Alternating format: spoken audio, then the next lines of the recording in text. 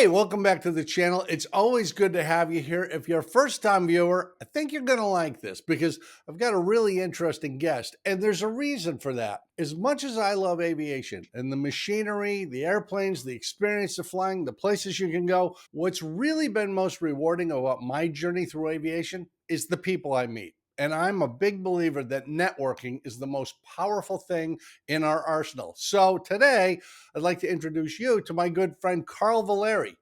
Carl, it is so good to have you here. You just got a wealth of experience. You know stuff I don't know. It's possible I know something you don't know, but together we're a powerhouse. Absolutely. And Jamie, I think from all the years of experience and talking to you over the years, it's been wonderful. I've learned so much from you and love the podcast and all the videos you're putting out there. But we're going to talk a little bit about networking. And that is the whole neat thing about the aviation community is that it really does enhance our lives in many different ways, not just the flying. Yeah. And, there are those people like me. I came to aviation as a second career. So did my partner, Pat, who was out in Texas. We were both in the music business first. And both of us started recreationally. There was no intention of making this a job. But that networking component, when we go meet people and find out, oh, there's all these possibilities I had no idea. It's not just the airline. There's all sorts of things I could do, both in and out of the cockpit. Networking opens that door. Absolutely does. And, I'm glad you brought that up because that's really in the first 10 years of my aviation life, we'll call it. I wasn't doing this as a career. I wanted to, but it was amazing the doors it opened because of the type of people you would meet through the aviation environment. It's interesting because we had this discussion about golf, and there's a lot of people that relate it to golf. And I don't golf, but I love golf courses and I love the 19th hole. That's my favorite. But and for those that don't golf, there is no You got good 19th hole. It's taste. usually the bar at the end. But If you're thinking Carl Valeri is a genius, I tend to agree with you. But this would be the perfect time to click the like button and maybe even subscribe to the channel. it's really that whole part of getting together with some common interest and coming out of it more enriched because of that networking. And it doesn't matter if you're doing it as a career, and if you're someone who loves aviation and is passionate about it, you know what? You're probably going to find out that there's other passions you have. And those passions may be in your career. I mean, look at all the doctors that I meet that fly and some of the networking opportunities there and people that are in the engineering business. It's just so fascinating where our hobbies then enable us to network and enjoy those people even more and possibly do business with them. I think one of the things that people don't get who are outside aviation and somewhat enamored of it, but think they can't participate for some reason. People in aviation are notoriously helpful to people who want to get into aviation. If you walk up to a pilot, a mechanic, an administrator, an air traffic controller, whatever, and say, I'm really interested in how this works, whether they want to do it professionally or not, we'll talk to you all damn day. Absolutely. That's our thing. But I was just talking to a young woman earlier this week who is a flight attendant, and she's thinking about making the transition to the cockpit. And I've met a number of people who have done that, but she has been astounded since she started talking to flight deck crew about, hey, what advice do you have? How did you get here? Might I proceed? Nobody has said, go away, kid. They all are like, oh, I did this, I did that. I built time doing this. You can absolutely do it. Go read this book. It's amazing. Just if you talk to people, it opens that door. Absolutely does. And, to add to that, if that person's listening, one of the things I'm actually an airline pilot. I'm a captain with a major airline. I also am an instructor for the Airbus. And we have within our program people that come in and they can transition from being a flight attendant to being a pilot. And what was really cool is not long ago, I had in my simulator a young lady who was a flight attendant who now was going through her training after learning how to fly in a Piper Cherokee, and now is flying the Airbus A320. That is so neat. It can be done, and we can do anything. And I think that's another thing that's great about aviation. The heck with the career is just the fact that we can prove to ourselves that we can do anything and we can actually fly. Yeah, and one of the things that I found interesting, back in 2005, the FAA introduced light sport. And you probably remember people said, oh, Oh, that's a yeah. dumbed down certificate. It's not. There are No. tasks you don't have to do, but the completion standards on all the common tasks are the same. I know some airline people, major airlines, big people, they got all their time in light sports. And people Mhm. think, oh, I have to get a job flying a King Air or I'll never be competitive. The market fluctuates all the time about how much and how badly do they need people? Do you need a degree? Do you not need a degree?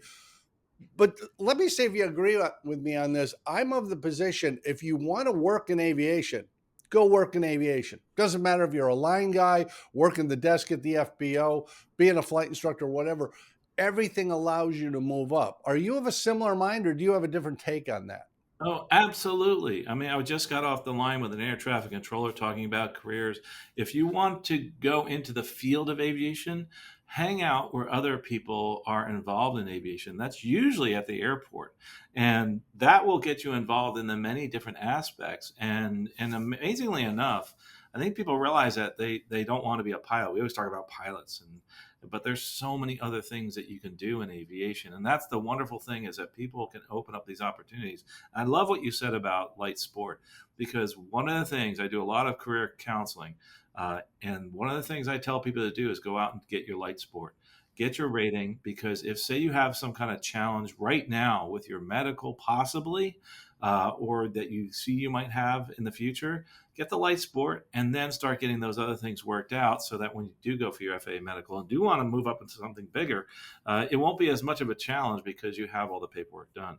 But it is true, though. There are so many things out there that you can do, but you know what? You have to go to the airport to check it out. Friendly. And from the pilot side, it's interesting to me that people really don't accept an hour is an hour. Yes, Now, maybe it's in a King Air, maybe it's in a glider, maybe it's in a Piper Cub, maybe it's in a seaplane, but an hour is an hour. So if you're flying a little T craft, you're still building time. And you're even absolutely. if you don't want to do this for a living, you're gaining experience. And I suspect your career has been like mine. I don't think you can go flying and not learn something. And you Absolutely. certainly can't do it with another person. Whether that's a passenger, a student, or an instructor, they're going to teach you something. Yeah, your passengers. I've learned from passengers. It is yeah, that is so true what you just said. To back up, if you could just go out there and fly, hours or hours or hours to help you move forward in your ratings, etc. Obviously, if you're working towards some rating, you're going to want to tick the boxes. Hey, I might need some cross country time, but in general. And that is, I've been preaching this for a long time lately, is hours are hours. The airlines, if you're going for that route, they want hours. It towards a certain point, there is a time when you want to get some quality hours, flying IFR in the system, if that's the route you want to go. If you want to fly seaplanes down to the islands, I would go fly seaplanes. Look towards the thing that you want to do. And if you want to fly recreationally or for business, go towards the hours that are going to help you with that business. And that would be IFR because most people that need the aircraft for business, they're going to want to fly in all different types of weather. I'm not saying you should fly in all weather, but you'll have the ability to fly when actually the visibility is a lot lower. So if you're looking at that, then look at flying IFR as much as you can. And another thing, and this is going to sound crazy, I'll tell you those simulators that are out there. The Flight Sim Association, one of my favorite associations out there. You can learn so much in aviation about flying, air traffic control, and everything about aviation just through some of these simulators. It doesn't cost that much. It's a low cost entry. Early on in my time with AOPA, I met a guy who had started a flying club in Manhattan. And I used to live on Manhattan down in Greenwich Village. There's not a lot of open space. Their entire flying club was simulator based. People That's would go to an office building, and you're right, you can do a lot of enjoyable flying. And by the way, I should point out to the audience, Carl actually runs the Aviation Careers Podcast. He knows of what he speaks. So this is kind of like a great bonus. You're hearing from the Oracle himself, and there's no credit card to swipe. Just take it in. No, absolutely. Well, I appreciate that, and the reason I started that, by the way, was because there was so much misinformation or no information out there, and just the things that you've just discussed in the beginning. We just don't know about aviation because there's nobody around us that can actually relate to us those things about aviation that we want to know. And by going out to the airport or listening to podcasts and YouTube, it really does help. And that's what's great about like what you're doing at Mad Props Era, what all these people on YouTube are doing.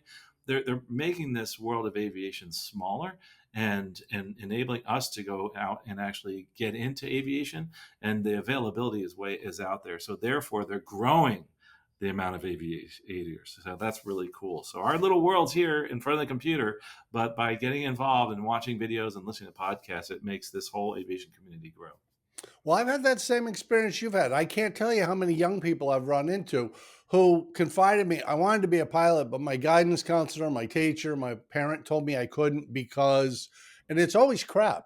It's Hmm. never a valid reason, which is part of the reason I do this. And I've been writing for 30 some odd years for various aviation magazines.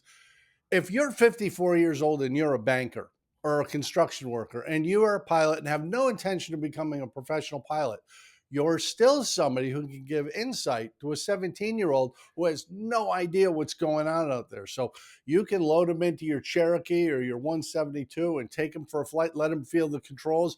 You can just explain, oh yeah, this is ground control, that's the tower, this is approach, oh, this is uncontrolled airspace. We can do a lot of extra things here we can't do over at Orlando or Miami or New York or Chicago. That insight is so important because now, as I think I've told you this before, but it blows my mind. Pilots make up 0.2% of the overall population, which means if you get the average person and you line up 100 of them, one of them knew a pilot once, Right. but that's it. And that's what we're trying to do, is grow that. I would love to see that triple, quadruple in numbers. And what you talked about, I mean, there's so many professionals in aviation. You don't have to be a professional aviator, but you could actually become part of the aviation community. And you talk about writing. I mean, I have a really good friend who actually and she is a wonderful writer and a terrific person. Her name's Joanie Fisher, and she does some amazing writing and was able to match that with aviation. And she's actually doing that as a living in aviation, not flying as far as, other than recreationally, but actually she's in this world of aviation. And she is putting forward her passion to so many other people out there, kind of making that world smaller so we can make this whole world of aviation bigger. And that's what, and I love that. I mean, and you do the same thing. That's why this is like so cool to talk to someone like you. Yeah, Joni's awesome. She and I both write for General Aviation News. And Great. actually, Joni was the proofreader on my first novel. So Oh, I thought that was pretty cool. That's how we met. We would go to a coffee shop and swap pages. And I met her because a mutual friend who was a pilot knew I was writing a novel and said, hey, I know this woman who flies. She writes too. They put us together. And Joni and I have been friends for years and years because of it. That's part of the thing, though, whether it's just stopping for fuel at some place like Fitzgerald, Georgia. Never even heard of it before. I stopped in there. I'm the only plane there. The only person there is the airport manager. By the way, a beautiful little FBO. There's chickens running around. It's great. Turns out we have a mutual friend. A friend of mine taught him to fly. So rather than having me self-serve, he pumped fuel for me and we're just chatting. You'll meet people everywhere, or you'll go someplace and, like in our careers, meet Bob Hoover and Chuck Yeager and Frank Borman, these luminaries of aviation, and you have something to talk about. There's something in common. It's an amazing life. And it surprises me, in all honesty, Carl, it surprises me how many people just sort of short circuit themselves and go, well, I can't afford it. It's too hard. It takes oh too yeah. long. It's amazing. And your whole life gets better. It's funny because we say that we can't afford it or whatever. Those are just hurdles that you have to get over. And you might even talk to doctors and lawyers, and it's like, wait a minute, you had this incredible hurdle, and that was called education, and you got through that. I think you can figure out a way to afford to fly, or to get it done, get the license done. I know it's going to be extra studying, etc. But anybody can do this as long as you have some type of drive and make an effort and find people that are going to help you, like us. If someone starts talking about aviation, I'm going to try as hard as I can to help them move in the correct direction. But it is a challenge, and I'm hoping by us trying to network more and talk more about aviation, we can help people overcome that challenge. Because the one thing that I wish we could do in aviation is actually maybe market better or be more open when you walk to the airport, and have a big sign that says welcome instead of just a gate that says warning, keep out, or you're entering the zone, et cetera, that you can't enter, and that's what they see with Yep. their eyes. Whereas it should be like when you go to Okeechobee Airport and you go to the landing strip and they're like, hey, welcome to Okeechobee. We love to have you here. And there's a lot of people out there, cattle ranchers, et cetera, that say hello. That's the type of environment I'd love to see expanded. And that's what the other thing we talked about. That's where that networking comes in. I can't tell you how many people I've met in the ranching business, because I spent a lot of time in Okeechobee, who fly airplanes, and they use this plane. And that's the other thing that I rediscovered, by the way, after 30 years of flying, is it's like a magic carpet. And I'm here in Lakeland, Florida. My aunt lives in Okeechobee. You realize that I could walk out the door and get in an airplane, and only within 30 minutes, I can be in Okeechobee and have breakfast and come back for lunch. And that would take me 5 hours to do that round trip at least, which only took me an hour and 15, hour and a half to go round trip, maybe hour and 45 tops. I've told that same story. I used to have a 182, and I once flew down to Key West, which by car is 6 to 9 hours from where I live. By airplane, it's 2. I flew down to Key West. I did a lunch meeting. I went and met a bunch of kids at a high school, did a thing, flew home, no problem. Plus, it's absolutely beautiful. I have to commend you though, Carl, because you talk about, getting out there, meeting people. You actually do that. I recently attended an open house you had at your facility there in Lakeland. Tell me a little bit about Stuck Mike Avcast and the place you've got there in Lakeland and what you're up to, because it's absolutely fascinating.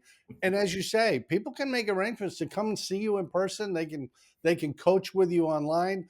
It's a remarkable thing. So tell us a little bit about that.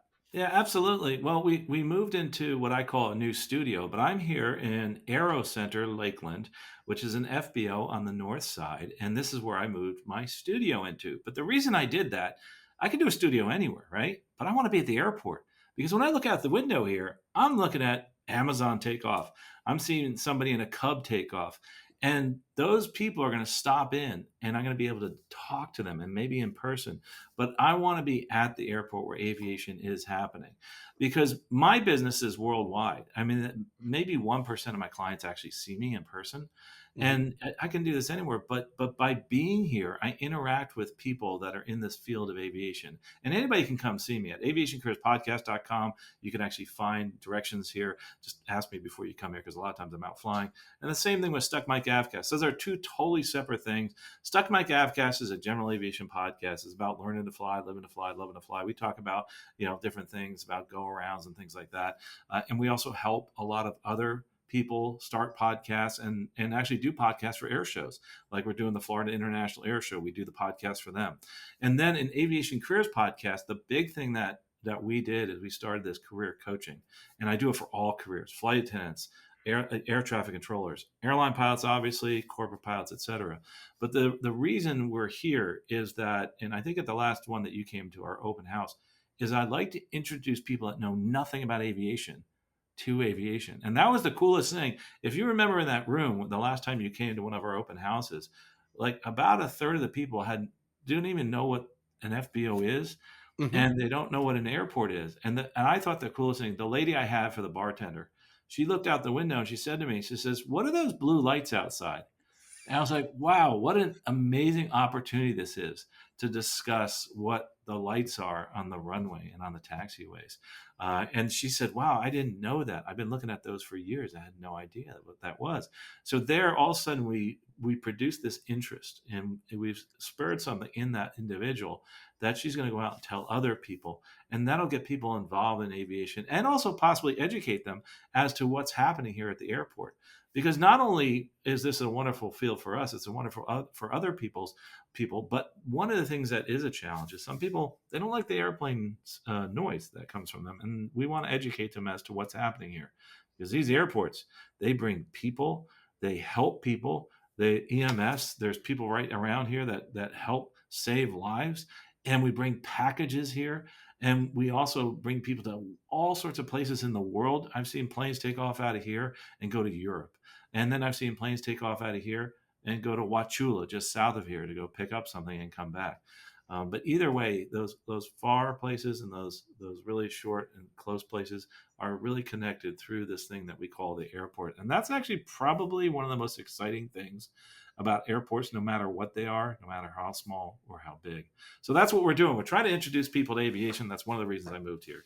And so we do the coaching. And one other thing I do want to mention is that if you're thinking of getting in this aviation field, whether as a recreationally or as a career, we put out this scholarship directory, and it really helps people, whether you want to do it as a hobby or as a career. We have over 120. That is a great resource. I don't mean to interrupt you, but that scholarship publication is a fantastic resource because there's so many more opportunities than people know. Having a place to go to find that information and direct you. And I often tell people, apply for every scholarship you think you qualify for. Just Absolutely. just send them out because you never know.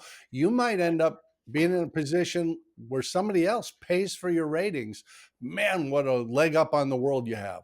Absolutely. I had one person who went out and did a reverse search on Google and wound up paying for his whole college education and all his ratings without, putting a dime into it. I mean, that's pretty incredible just by going out and looking at scholarships. But that the reason I did that scholarships guy was there was another gentleman doing it who passed away. He was a Delta captain, and it really is a lot of work because the minute you publish it, it's old, right? Because they It's like change the every minute. FARs. By the time the book Absolutely. comes out, it's antiquated. It is antiquated. So that's what we do. We actually update that every month. It's in a PDF format, and we put it out there. And for only $10, you can have a year access, and we update it every month. And it's really been a great resource. And the reason I got started, a quick story, I decided that I wanted to do something to help people get into this field.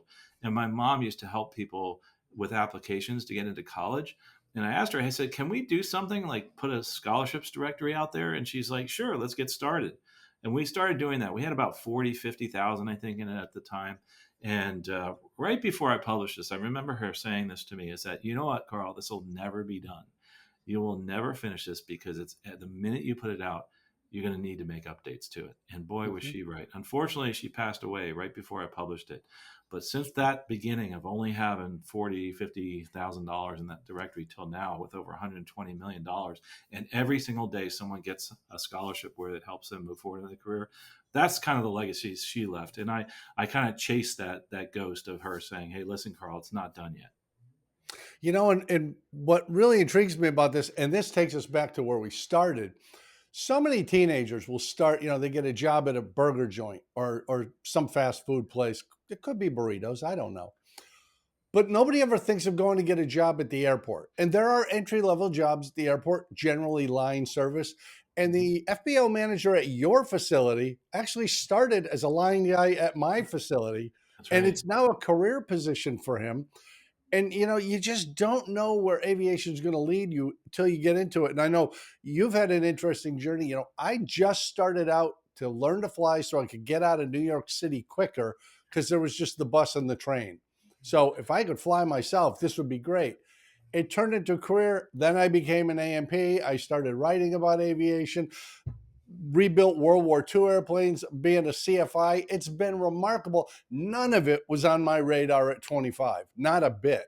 So once you start and you realize how broad this industry is, you can be with the little airplanes like I'm doing. You can be with the big turbine stuff like Carl's doing, but it's all out there. And I think, we touched on this a little before, but our own tendency to limit ourselves through fear or ignorance is really what stops far too many people. Absolutely. I mean, a big ignorance for me was that I did not realize I could fly because I have these things right here.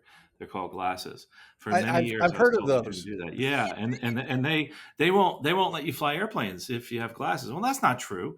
Anybody can fly airplanes, and even Mhm. back many years ago, you could still fly. And I realized, hey, I can do this. But the other thing too, when I got into aviation, even if I couldn't do it, I realized that it was going to enhance my life in many ways, because aviation not only brings this community together that I didn't have before. It also introduces me to so many new technologies and the ability to actually manage situations better in my own personal life through what I've learned in aviation. And think about this, if you have somebody that's thinking about getting into aviation, you're going to be amongst people that really are truly amazing. These are people that are taking an airplane up into the air and flying through the sky. And no matter what airplane they're flying, it is truly amazing to be part of that community. And I think that's going to change your life if you're someone who thinks, oh, this is just something I'm throwing money away on. No, no, it's going to enhance it in so many different ways through the education, physically, education mentally, and also just the relationships you make. It changes the way you look at life. And I will say, I started flying in the mid 1980s because I'm that old. And to this point, I've not met a single pilot who says, yeah, my life was going great till I learned to fly and then it all went to crap. Yeah, Everybody says the same thing. I should have done this 10 years ago. I can't believe I waited this long to try it.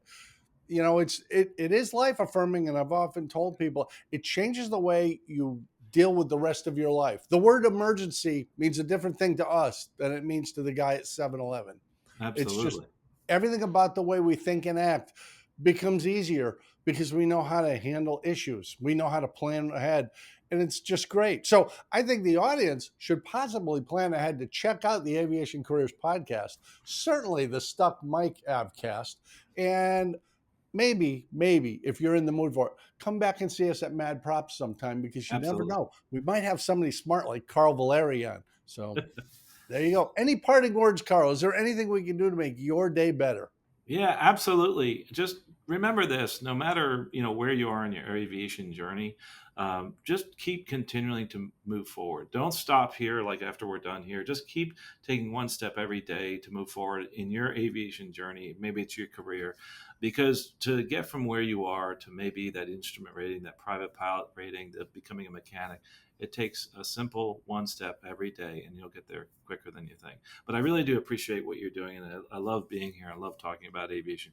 We could talk for hours and days, but the most important thing is just keep doing something every day to learn about aviation, and to make your life a much more well-rounded aviation life by doing that. It could be learning about seaplanes, whatever it may be. Very good advice, Carl. I like it. Thanks so much for coming by. We'll see you again in the future. And for the rest of you out there in YouTube land, take care.